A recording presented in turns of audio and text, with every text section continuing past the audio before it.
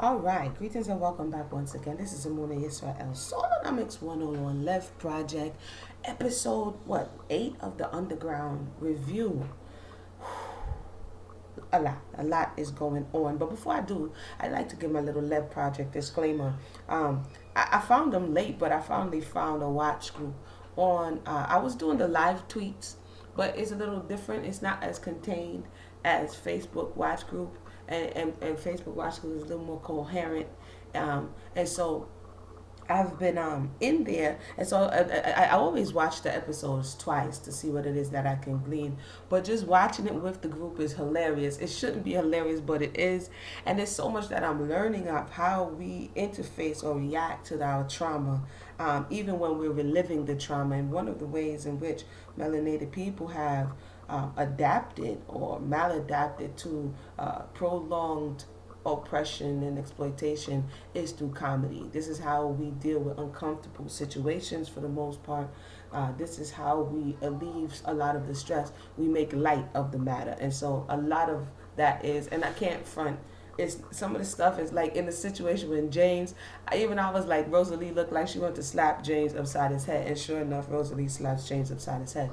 But before I go there, I wanted to say that this documentary, this conversation about the underground, is not just for our entertainment purposes. It's historically based, and it's important to be able to watch this conversation. And I think people are more able to watch because there's less violence, because there's less just beating on the pole. There's more depth to the character of the enslaved individual. You're able to see different ways and different spaces and different compromising situations. And I think the reception of the underground is so much more different than, say, Roots or other series that has come on in times past. And I think that's due to the complexity of developing the characters just beyond the slave.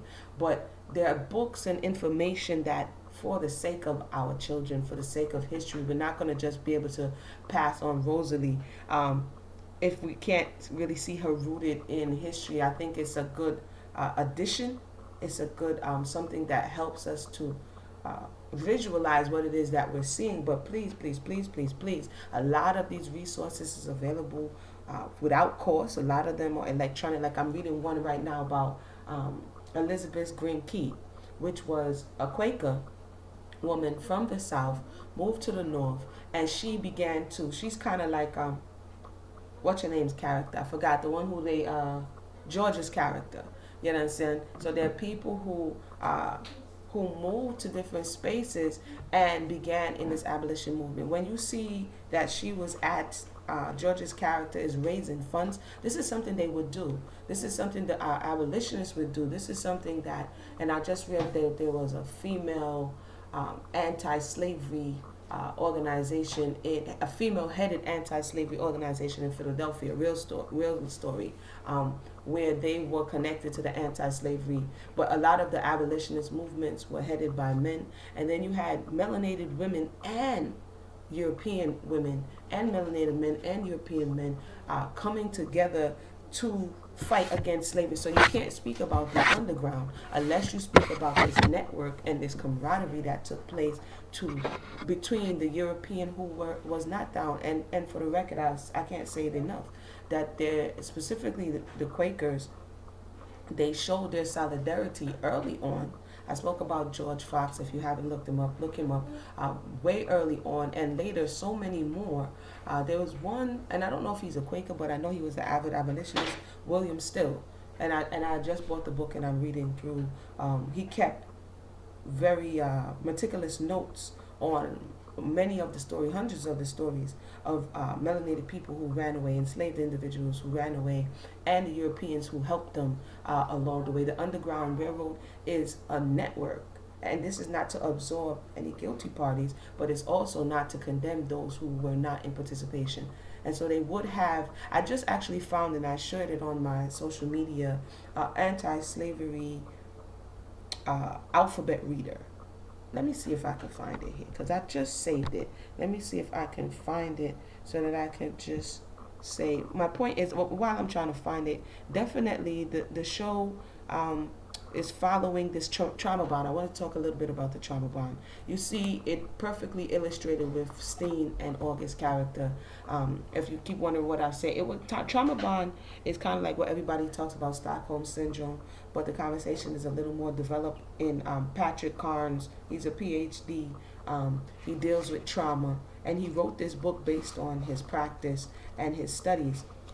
I found the book like, although we're not in the book, he gives a list of situations that would cause these strong bonds: domestic violence, dysfunctional marriages, exploitation in the workplace, religious abuse, litigation, kidnapping, hostage situation, cults, addictions, alcohol, drugs, gambling. This is why you see Steen is addicted to alcohol and also drugs. And so now she and August, as they're sharing their booze and drowning their sorrow, they begin to bond on this fact that both of them are exploited in their workplace. Both of them had issues with their children, being in spaces that they were not able to help them. And so on these very heavy soul issues, people have been able to bond. I think the book is interesting if you're looking for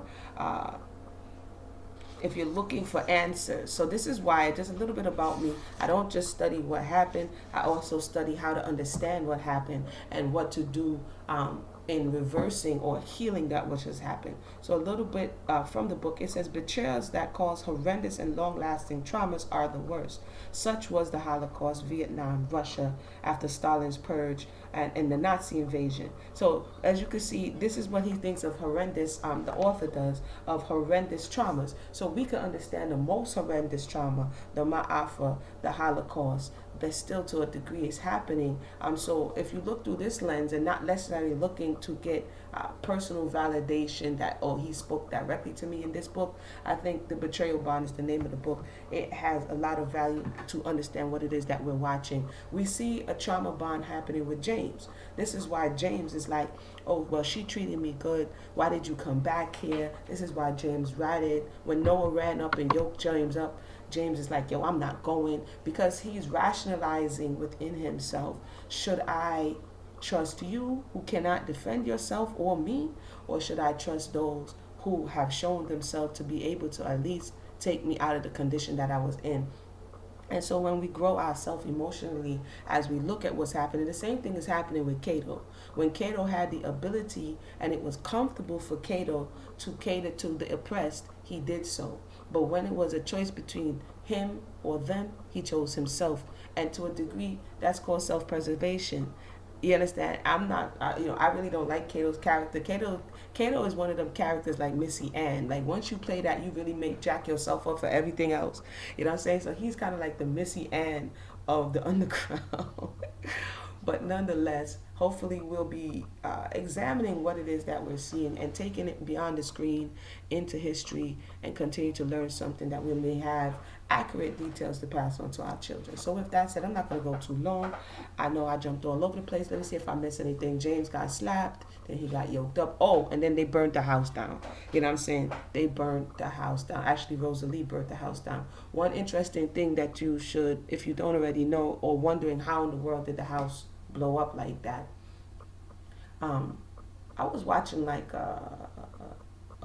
some information, a documentary, I can't remember the name of it, on England, Victorian times, and what they would use to, so as they began to advance in so-called technology, there were certain things that they used to, for ease of use, and one of those things is kind of like a gas stove, where you see people, especially up north, you still have it. You have gas stoves. Gas runs to the house. When you turn on your stove, it lights. The pilot light comes on, boom, and you're there. So that's the same thing that she did in the house. They would have gas running through the walls so that the candles could be lit, kind of like how your stove could be lit.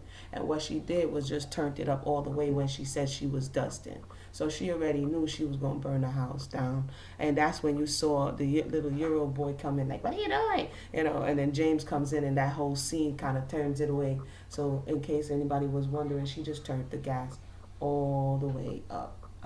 And I know that, in retrospect it's kind of obvious, but those were some of the advancements. And a lot of people, when you look at some of the records, a lot of people, like in gas the dangers of gas in the house, died. Like whole houses could just die out from the gas seeping into the house while people were sleeping.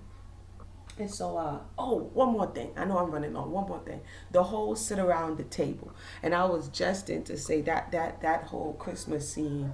Let me give you a little bonus. It's still what happens today. So that was the plantation. It still happens today at the plantation. It's called the office party. You know what I'm saying? All throughout the year, it's like, oh, you work for me, da da da. But to show a little morale, to show a little quote unquote holiday spirit, they invite you to the office party, make you feel a little special, give you a little drink or whatever, and then send you along your way so that you could come back next year and do more work. So nothing really much has changed.